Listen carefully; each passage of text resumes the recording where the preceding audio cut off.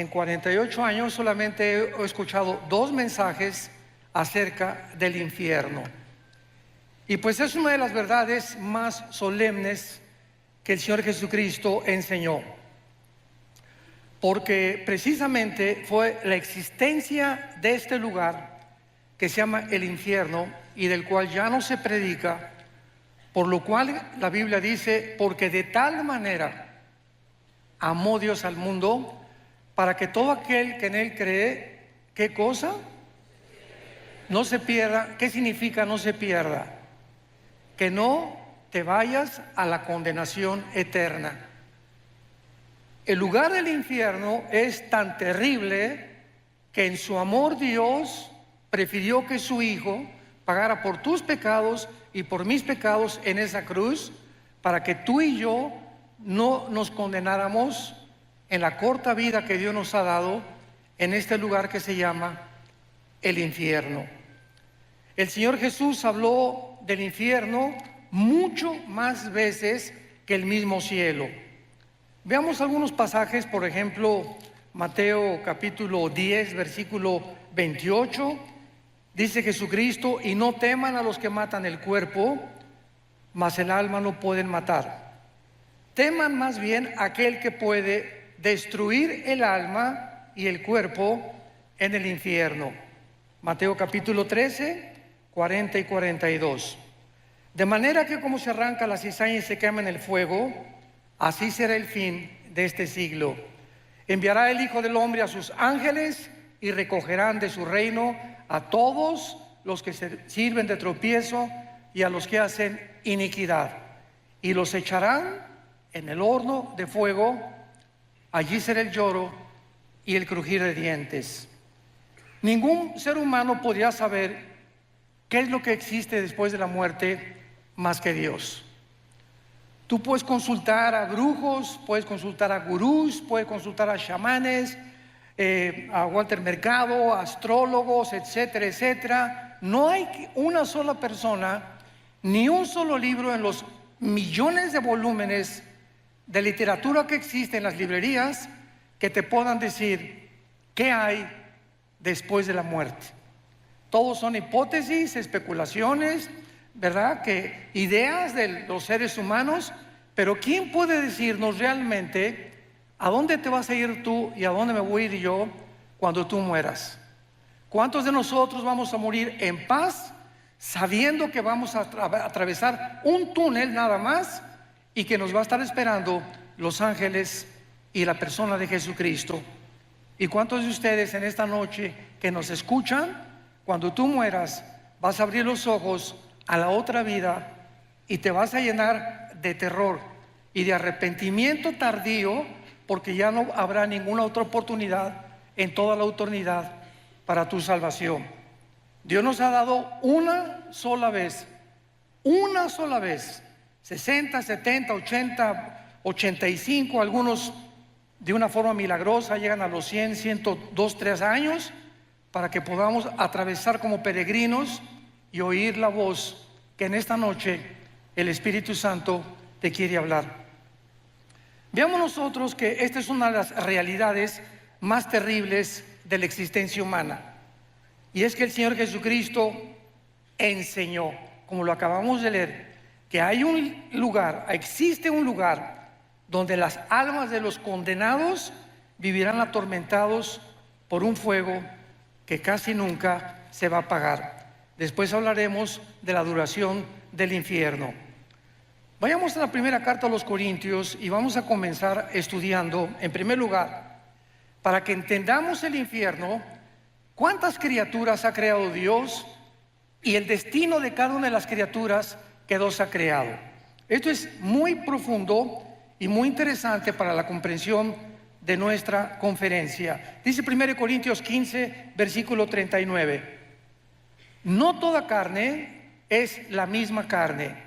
Una carne es la de los hombres, o sea, el cuerpo de nosotros está diseñado con estómago, pulmones, un cerebro, etcétera, etcétera, diseñados no para vivir en la luna ni para vivir en Marte.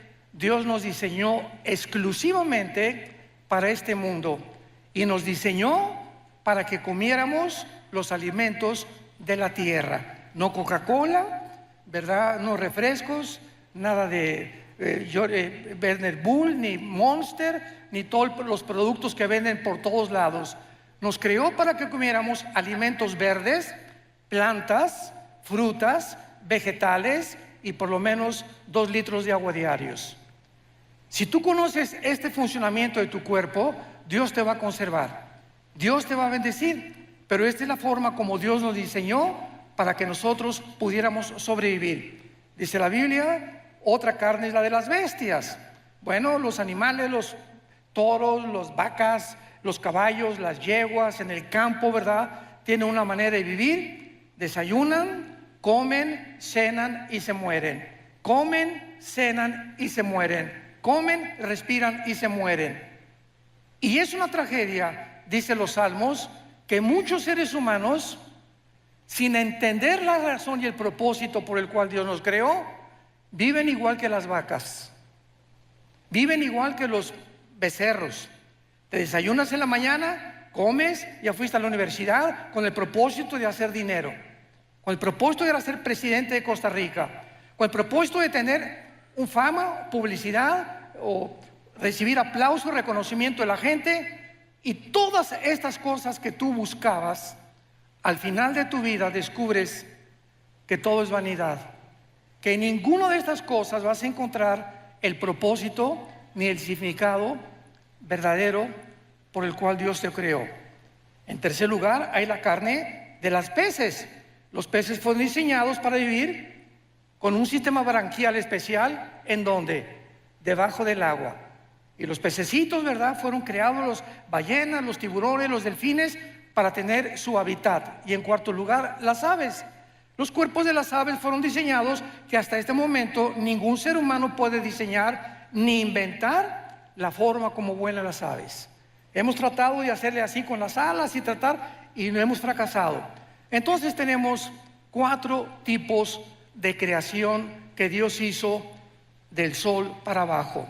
Muy bien, del sol para arriba tenemos un mundo espiritual invisible que no puede ser conocido por el intelecto ni por tus estudios, ni aunque tengas 5 licenciaturas en ciencias políticas o en filosofía y letras, en antropología, en paleontología.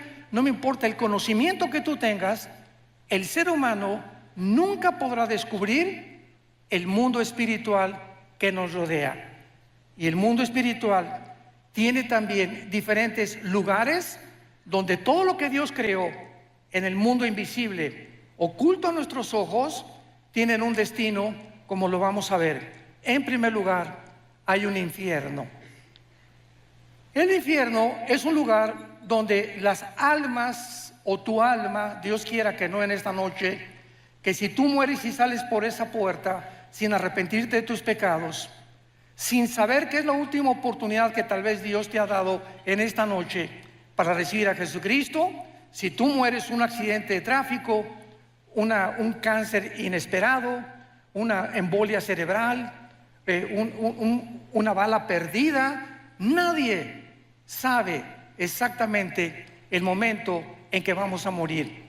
Pues si tú mueres sin Cristo, hay un lugar que está en el centro de la tierra.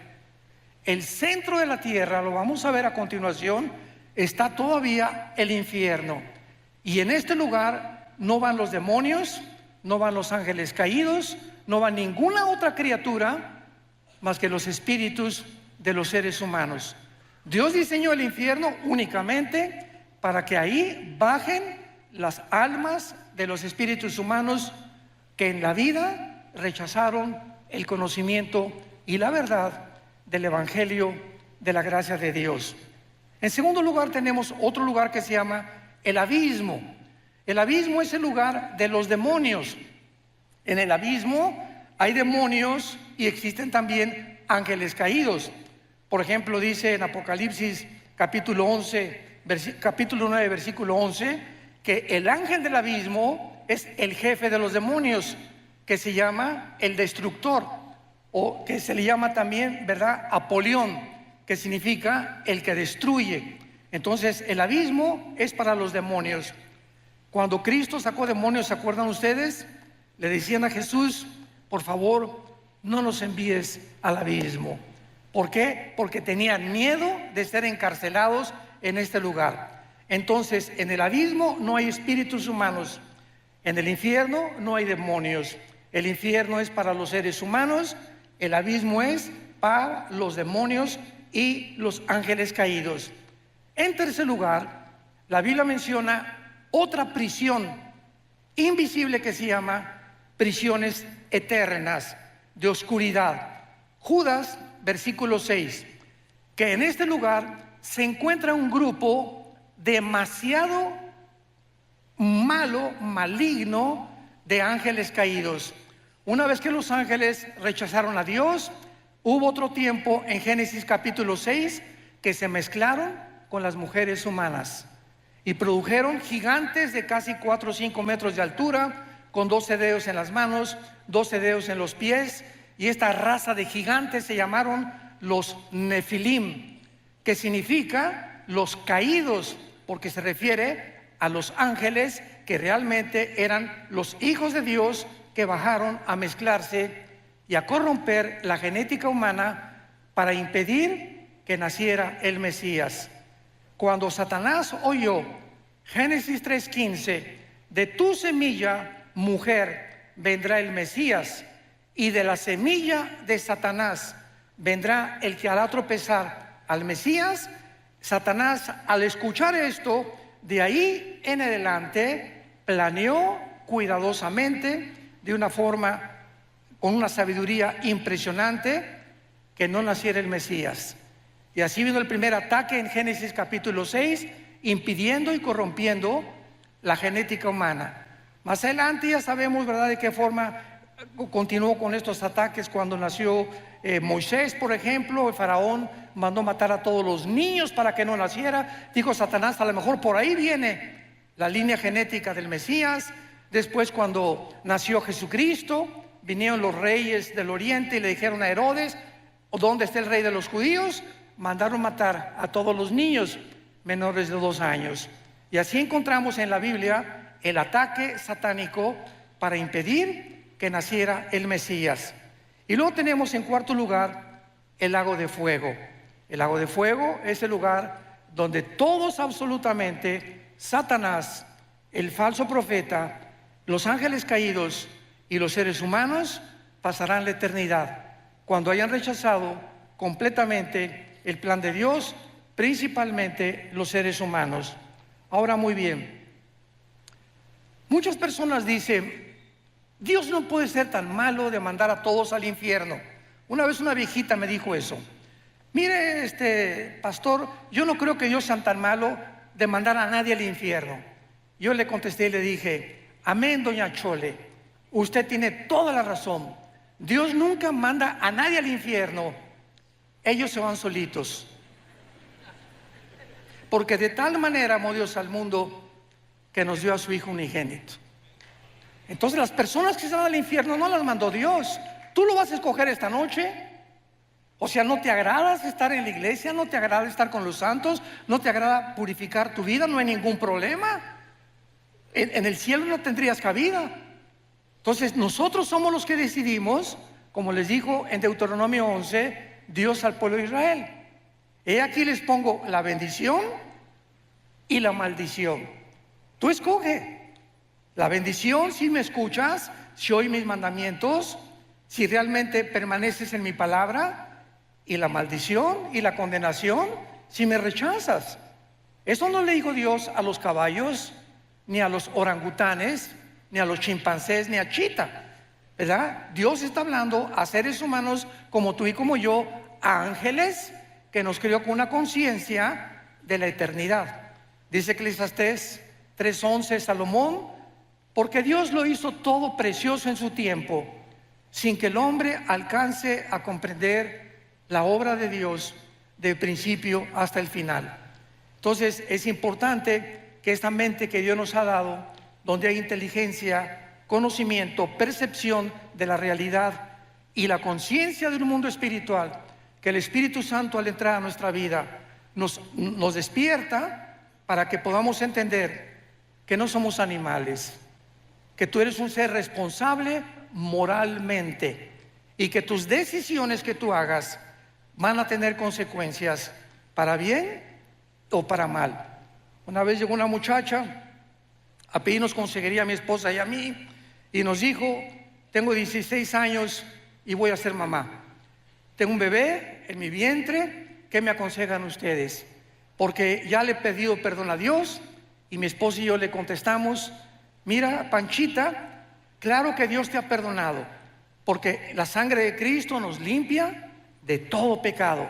Pero hay una cosa que tienes que saber: tú no puedes evitar las consecuencias del pecado. Entonces la cosecha la vas a tener que recoger. Pero ahora que te has pedido perdón a Dios, Él te va a acompañar y te va a fortalecer para que esa criatura que nazca nunca la vayas a abortar, ni lo pienses en tu corazón. Ten esa criatura, porque Dios te va a ayudar y va a hacer de esa criatura algo que va a honrar su nombre y le va a traer gloria algún día también a su nombre. Entonces, esto es importante que sepamos. Dios nos perdona, pero la cosecha de nuestros pecados la tenemos que recoger. La Biblia nos revela los atributos de Dios. ¿Qué quiero decir con esto? Los atributos de Dios son las cualidades esenciales del ser, de la divinidad, y se dividen en dos: los naturales y los morales. Los naturales son omnipotente, omnisciente, todopoderoso. Hay personas que dicen: bueno, es que Dios es el mismo ayer y por lo siempre. Correcto, en sus atributos naturales, pero no en la forma como Él actúa. Por ejemplo, Dios abrió el Mar Rojo, no lo ha vuelto a abrir jamás en la historia. Dios detuvo el sol en los tiempos de Josué, no lo ha vuelto a hacer tampoco. Entonces hay muchas cosas que Dios se ha limitado a hacer en sus atributos naturales. Pero los atributos morales son el amor, la santidad, la justicia y la fidelidad. Dice Romanos 11:22: mirad el amor y la severidad de Dios. Dios no es un Dios, un monstruo que simplemente no puede castigar. Porque si Dios permitiera que hubiera anarquía en los seres humanos que Él creó y tú hicieras lo que a ti te da la gana, desde que eres pequeño vas a crecer con un espíritu completamente en rebelión a la autoridad. Desde que nacemos, los niños, y la mamá, y poco a poco vamos educando al niño para que el niño no se desboque, para que no haga lo que quiera, para que cuando aparezca pirinol en el suelo y como berrinche, mi juguetito, te levantas y pau, pau, pau de vez en cuando necesitan, porque el niño tiene que crecer con autoridad y con amor también. Entonces, el mismo amor que yo abrazo a mi nieto y lo beso, el mismo amor se lo demuestro cuando sus papás le hacen pau, pau, pau. Entonces, el amor y la disciplina forman el carácter. Un muchacho que crece sin educación, en rebelión a sus padres, en rebelión a la policía, en rebelión a la autoridad, va a acabar en una cárcel, tarde o temprano. Van a acabar o como en cárceles o en grupos terroristas, ¿verdad? O en cárteles de las drogas, simplemente porque en su desarrollo no tuvieron la formación de su carácter. Vivieron siempre haciendo lo que les da la gana. ¿Y sabes algo? No podemos vivir así. Entonces, los que han vivido de esta manera y han muerto en su vida, van a tener que pagar en la otra vida sus consecuencias. Ahora bien, veamos en tercer lugar algo también que es muy importante, que es lo siguiente. Muchas personas dicen que el infierno se encuentra en esta vida, o que acaba en la tumba, ya se acabó todo. Sin embargo, la única persona que tiene la autoridad para hablarnos acerca de la otra vida se llama Jesucristo. Cuando Él bajó del mundo y nos dijo: yo soy la resurrección de la vida, y Él resucita de los muertos a los 3 días, Cristo es crucificado, es muerto, enterrado y resucitado a los 3 días. ¿Qué mensaje nos está dando Jesús? Ustedes también van a volver a vivir. Sígueme, yo soy el camino, yo soy la verdad y yo soy la vida. Yo soy el pan que descendió del cielo y he venido al mundo para en esa cruz mostrarte quién es Dios. ¿Quieres saber quién es Dios? Ve la cruz. En la cruz Dios manifiesta quién es Él. En el momento en que Jesús muere con sus espinas y sus clavos en las manos y en los pies, Dios nos está diciendo quién es Él. ¿Quién es Dios? Aquel que paga por ti y por mí en una cruz. Y con ese amor eterno e infinito te demuestra a Dios que vale la pena vivir para Él. Porque si alguien dice, bueno, ¿yo qué culpa tengo que Adán y Eva hayan pecado? Muy bien, dice el libro Romanos, que es la constitución de los cristianos. Tú no tienes ninguna culpa de que Adán y Eva hayan pecado y que hayamos heredado todos genéticamente y espiritualmente el pecado. Muy bien, te lo acepto, dice Dios. Sin embargo, en la cruz yo pagué por esos pecados. Entonces ahora ya no tienes ninguna justificación. ¿Ok? No eres culpable, pero sí eres culpable de rechazar el perdón. Y eso por lo que muchas personas van a ser condenadas. Entonces, tenemos que entender los atributos de Dios. Vayamos a Lucas 16. Ojalá que todos hayan traído su Biblia. Los que no trajeron Biblia, júntense, siéntense con un cristiano.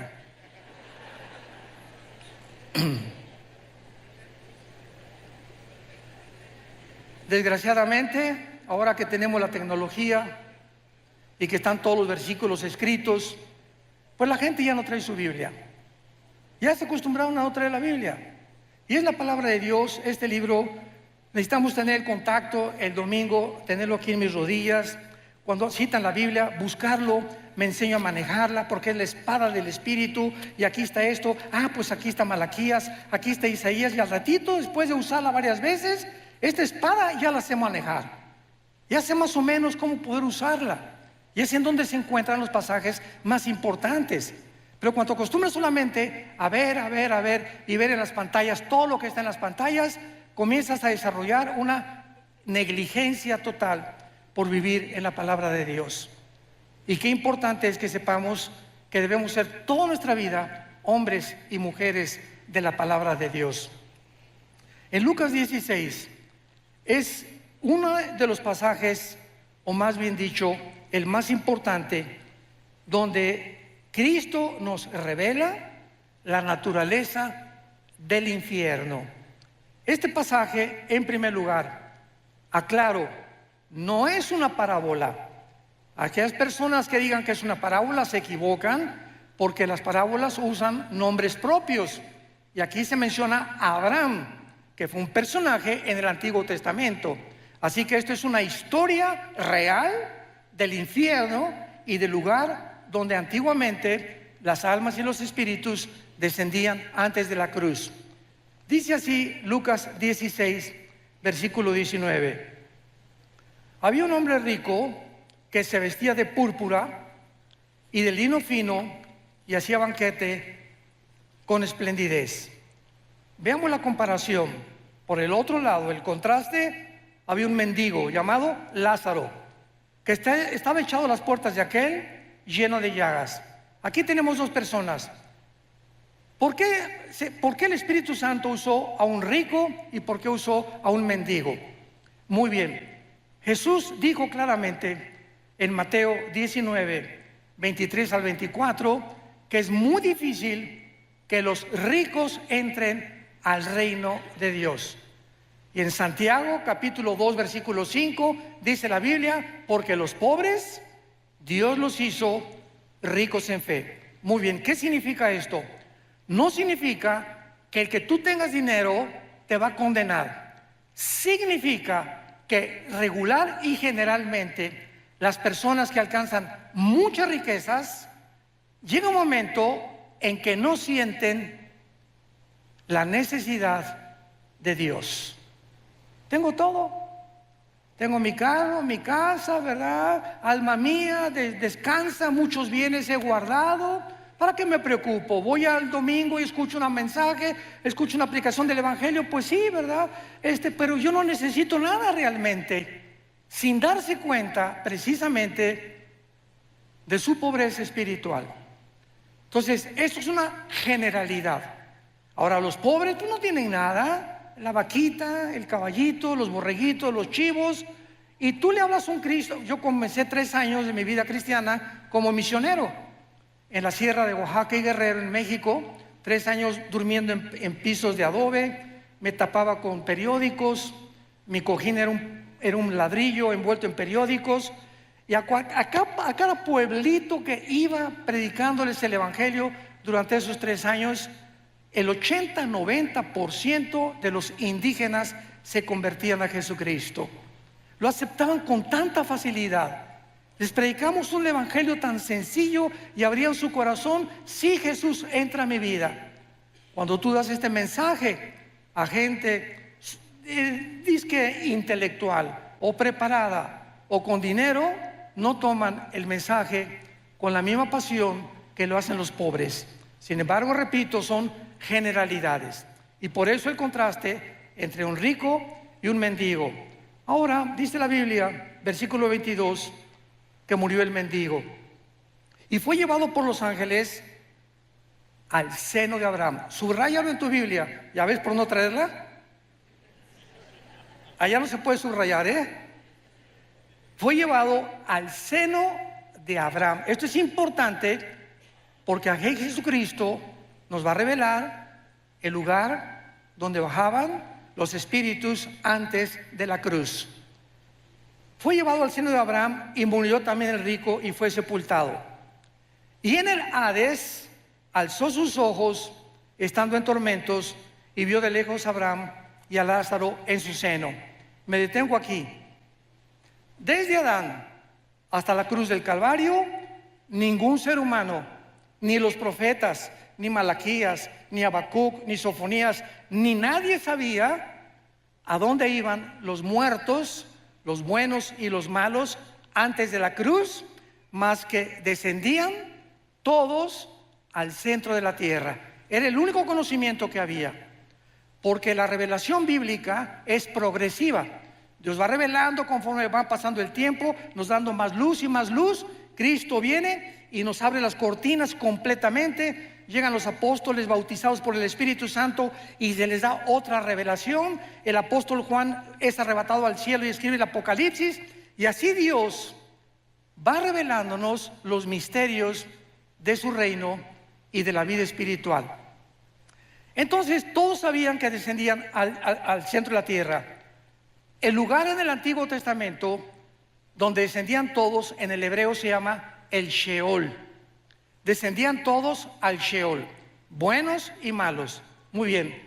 La Biblia en el Antiguo Testamento se traduce al griego y se llama la versión de la Septuaginta. Entonces, en la traducción del hebreo al griego, la palabra Sheol es una transliteración y se usó la palabra Hades con H, Hades. Entonces, viene Jesucristo y nos corre la cortina de lo que había en el centro de la tierra. Y Jesucristo nos enseña claramente, pero me voy a ir en orden. En primer lugar, tendrán vista, versículo 23, en el Hades alzó sus ojos. Las personas condenadas en el centro de la tierra, en el infierno, van a poder mirar, van a tener vista. En otras palabras, en la otra vida, los 5 sentidos espirituales que Dios nos ha dado a los cristianos, cuando nacemos de nuevo, no los tiene la gente que no es cristiana.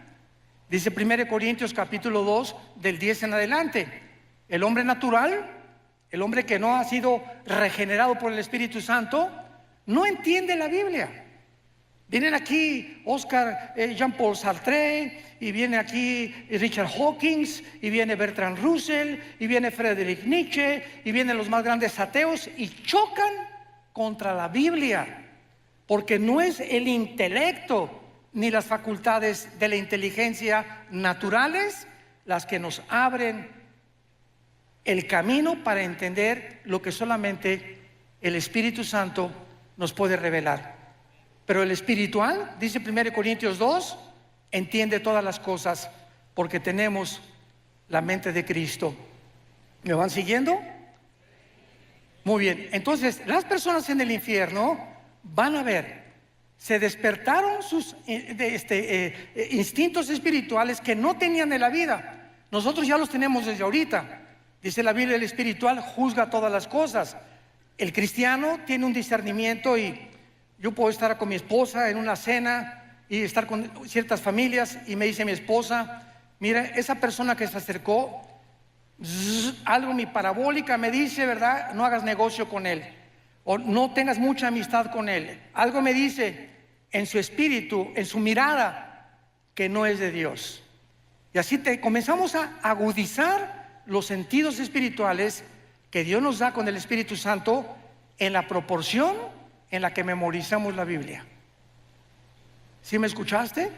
En la proporción de tu contacto con la Biblia, en la proporción que pases tiempo con la Biblia, y en ese mismo contacto y en ese mismo tiempo desarrollarás tus sentidos espirituales. Ahí en el infierno tendrán vista, pueden ver a Abraham. Número 2, versículo 24.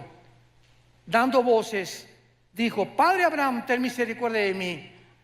En el infierno, las ondas del sonido, en ese mundo espiritual, en el centro de la tierra, se podrán transmitir.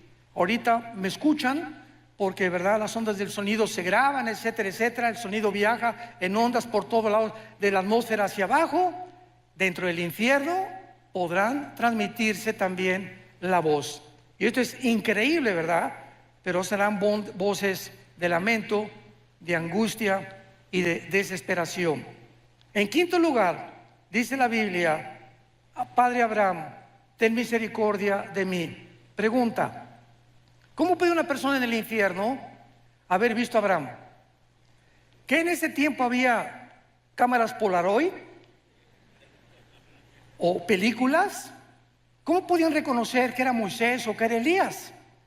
Bueno, porque la Biblia dice que hay una capacidad que se llama intuición espiritual. Cuando vayamos al cielo nosotros vamos a saber: mira, ahí está Adán. Oye, pero si no, ¿cómo sabes que es Adán? Porque en el espíritu sabe, yo sé que es Adán. En el espíritu lo sé. Ese es Moisés, ese va a ser Elías. Ahí está mi mamá, ahí está mi papá en la tierra. Nos vamos a reconocer como seres humanos. Mira, ese era mi pastor, esa era la persona que me dio a Cristo. Vamos a mantener la conciencia. Esto es interesantísimo.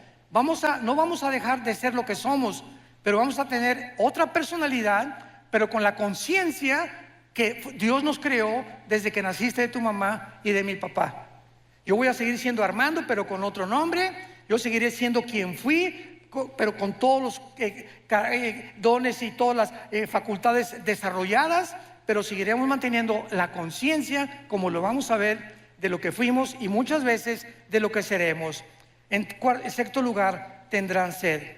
Dile a Abraham que moje la punta de su dedo en mi agua. Dile que moje, que tenga misericordia de mí y que envíe a Lázaro.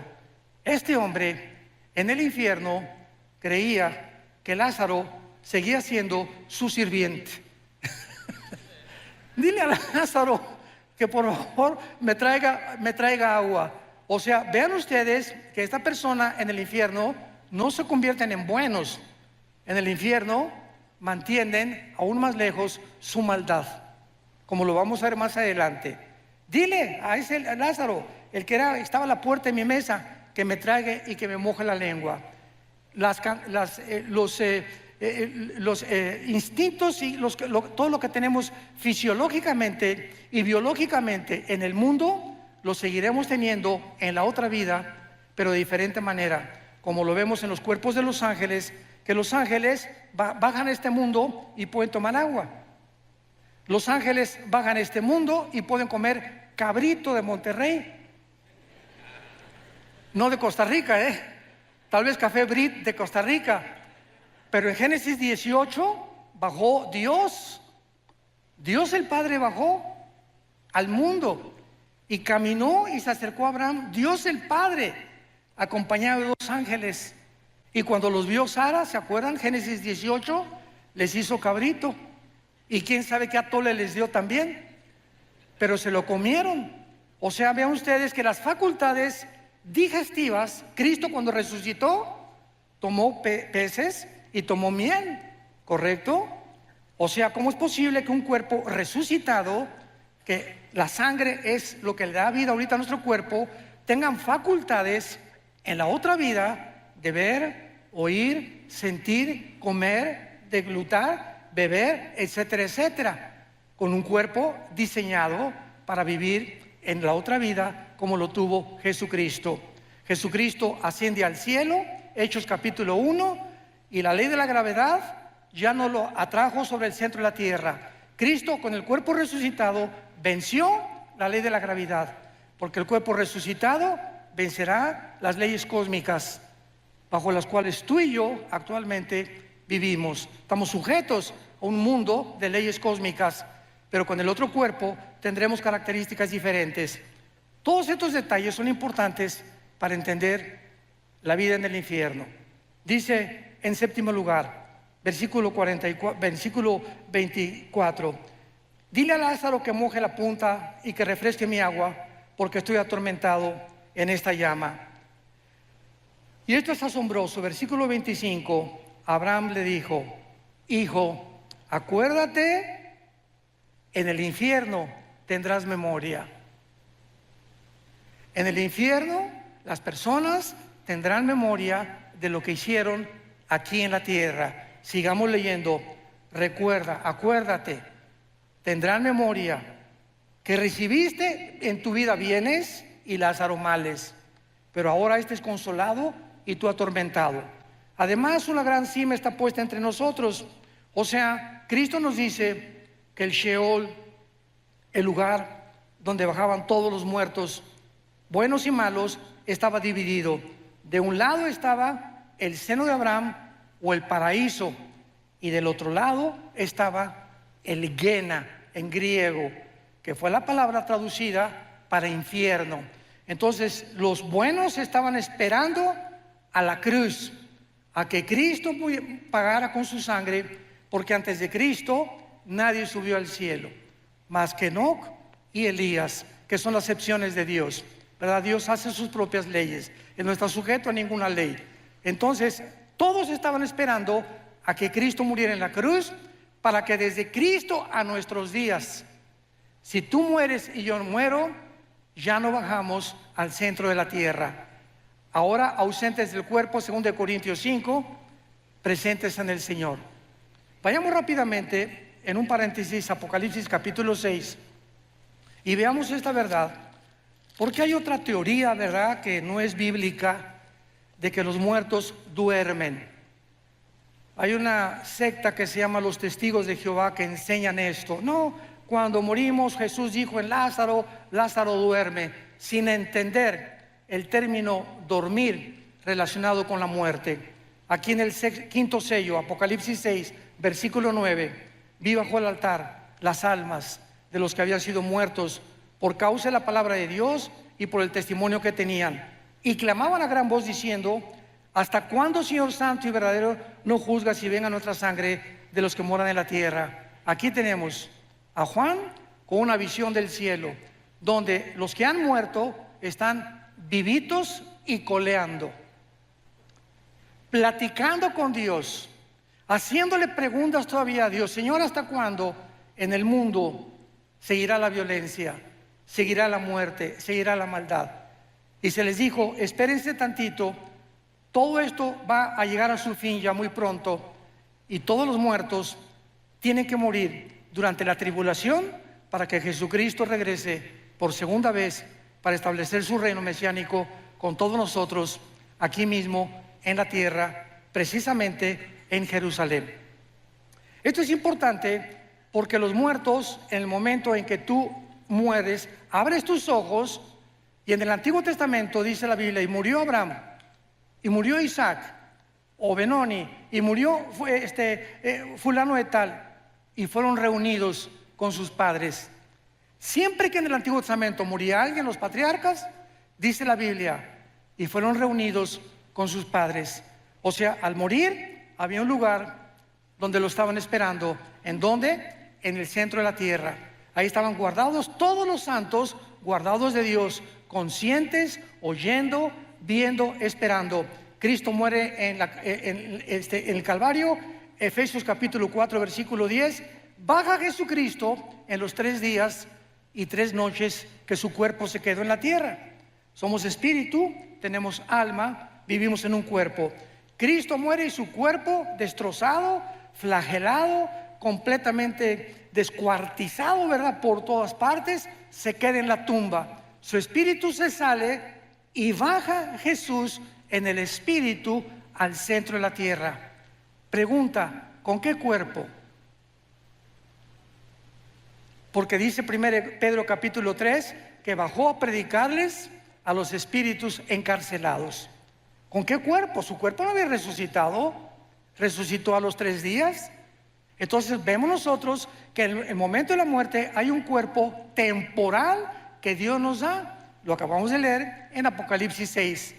Se les dijo que esperaran, ¿hasta cuándo? Hasta la resurrección de los muertos, que tendrá lugar en el arrebatamiento de la iglesia, en el rapto de la iglesia, desde Pentecostés hasta nuestros días. Los que estamos en Cristo, los que formamos parte del cuerpo de Cristo, seremos resucitados. Los santos del Antiguo Testamento, Daniel 12 versículo 1, serán despertados en la segunda venida de Jesucristo. Entonces, en el rapto no se van los santos del Antiguo Testamento, únicamente el rapto es para la dispensación de la iglesia. La dispensación de Israel es completamente diferente a la de nosotros.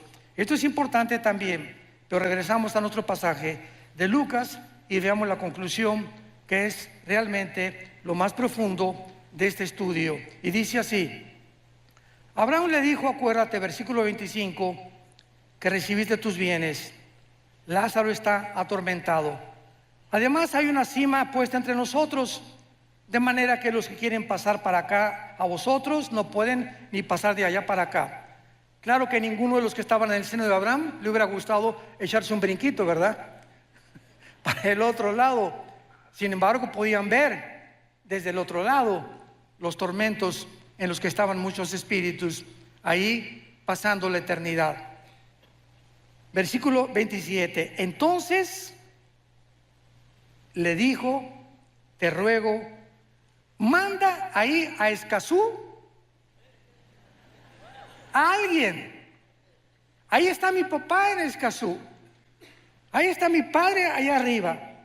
Porque tengo 5 hermanos para que les testifique, a fin de que no vengan ellos a este lugar.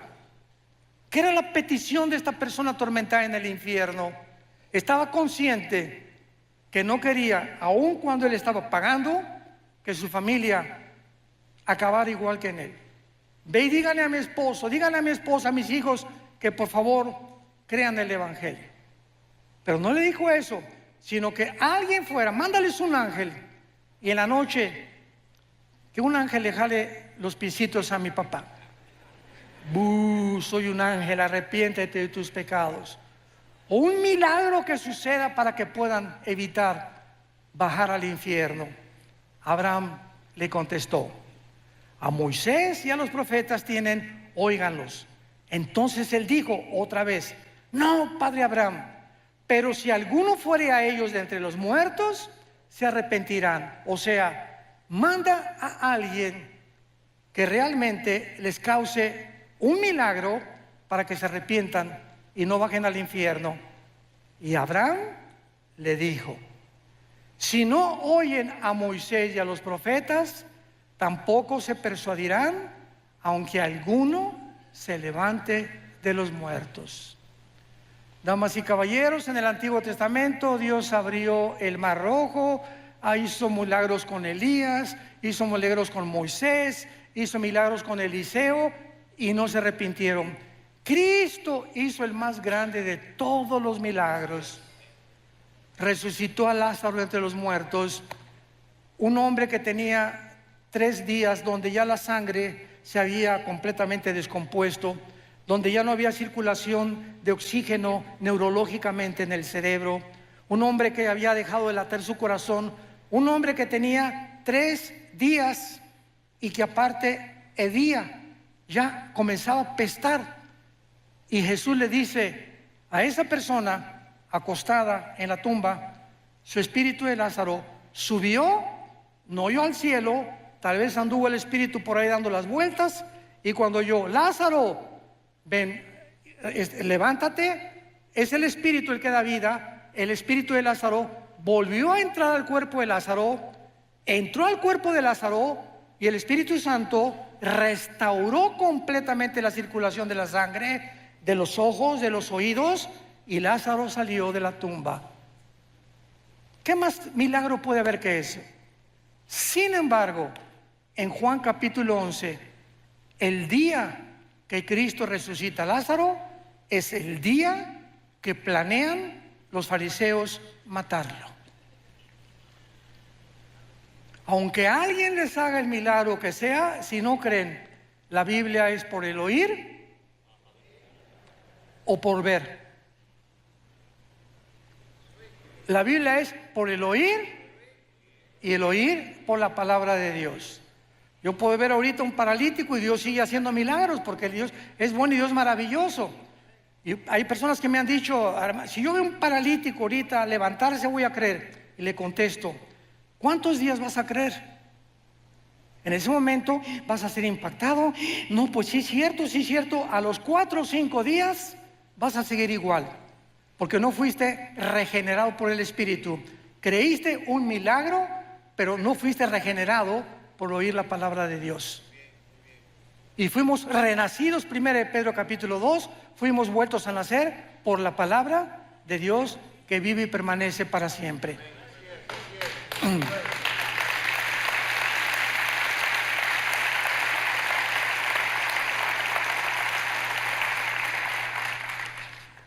Ningún milagro sobrenatural convencerá a salvar a nadie.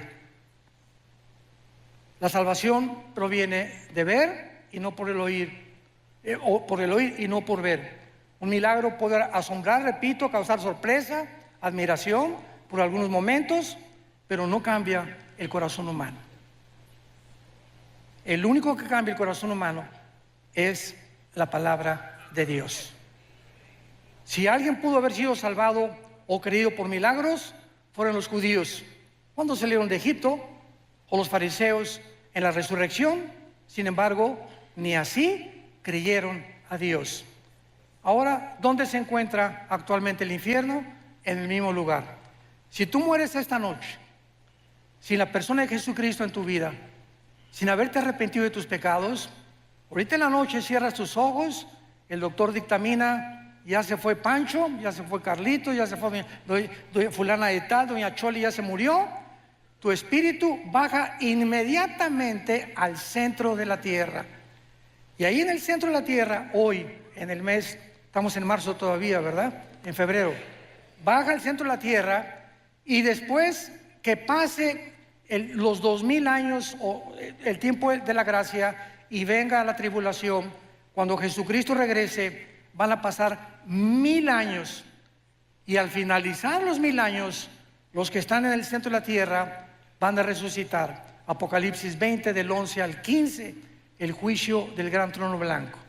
Van a resucitar todos los que están en el infierno, los libros se van a abrir y Dios te va a decir, Carlitos, ven para acá, doña Panchita, venga para acá, doña Chole, venga para acá.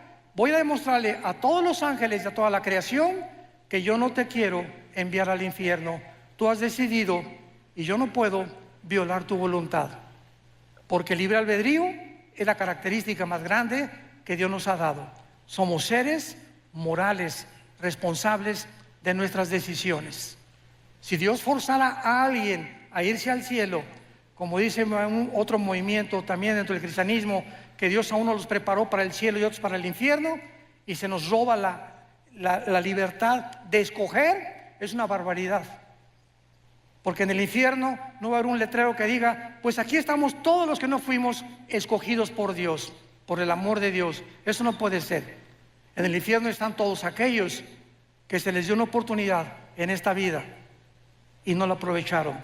Y esta oportunidad Dios te la da en esta noche a tu corazón. Tú me puedes decir, oiga, pues fíjese que yo vengo a esta iglesia hace 5 años.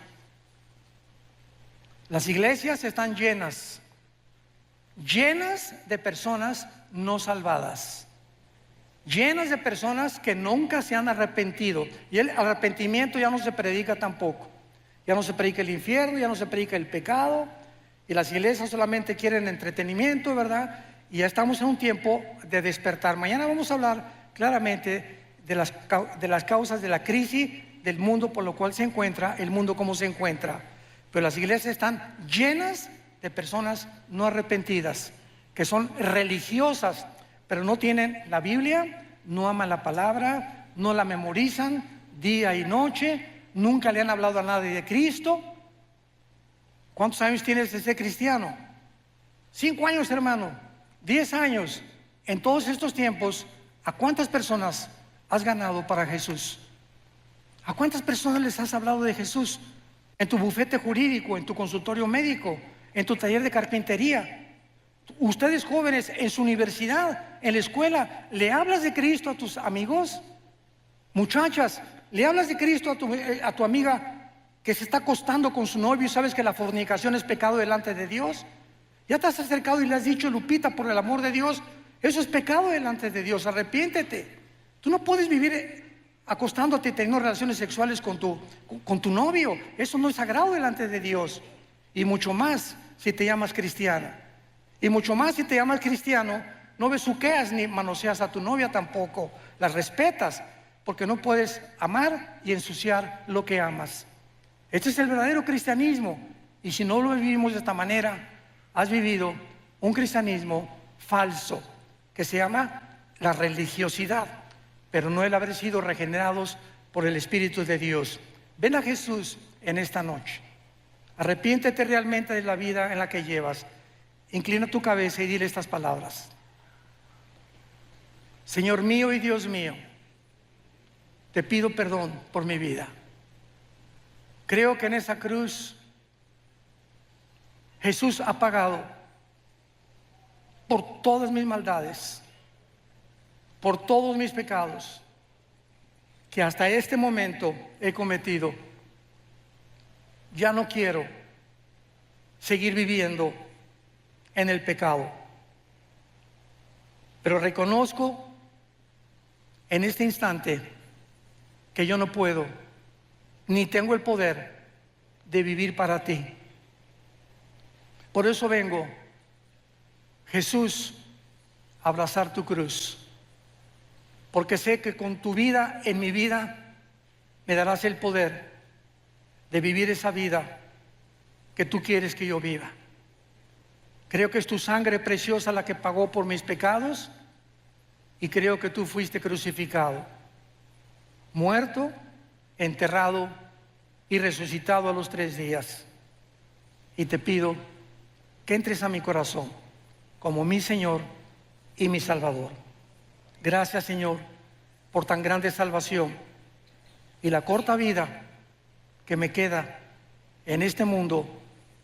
Ahora la quiero vivir para ti y contarle al mundo, comenzando con mi familia, la historia de amor más grande jamás contada. Tu amor por mí en esa cruz. En el nombre de Jesús. Amén.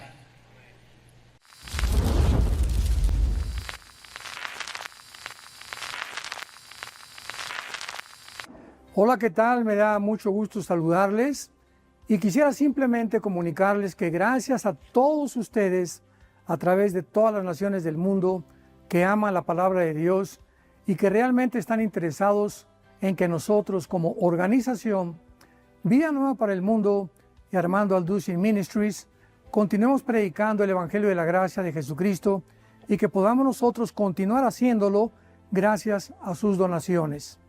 Este año cumplimos 46 años de ministerio, 46 años donde hemos predicado, hemos enseñado, hemos tenido seminarios y de diferentes formas de estudios bíblicos alrededor del mundo y hemos pensado y considerado de una forma fiel el Evangelio de la sana doctrina de Jesucristo. Nosotros, con todas estas donaciones, tenemos que sostener pastores, misioneros, obras, equipos de televisión y aún continuamos buscando la manera de poder elevar este ministerio.